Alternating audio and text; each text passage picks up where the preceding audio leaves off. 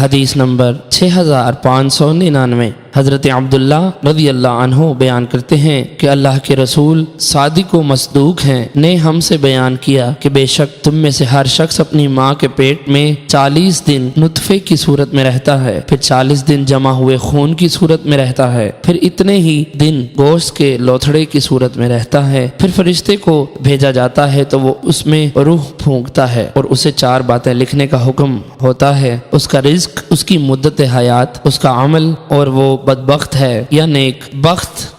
بخت، اس ذات کی قسم جس کے سوا کوئی معبود نہیں۔ بے شک تم میں سے ایک شخص اہل جنت والا عمل کرتا ہے حتیٰ کہ اس کے اور جنت کے درمیان ایک ہاتھ کا فاصلہ رہ جاتا ہے، پس اس پر تقدیر غالب آتی ہے تو وہ جہنمیوں والے کام کرتا ہے اور جہنم میں داخل ہو جاتا ہے، اور ایک شخص جہنمیوں والے اعمال کرتا رہتا ہے حتیٰ کہ اس شخص اور جہنم کے درمیان ایک ہاتھ کا فاصلہ رہ جاتا ہے، پھر اس پر تقدیر غالب آتی ہے تو وہ جنتیوں والے اعمال کرتا ہے اور یوں جنت میں داخل ہو جاتا ہے۔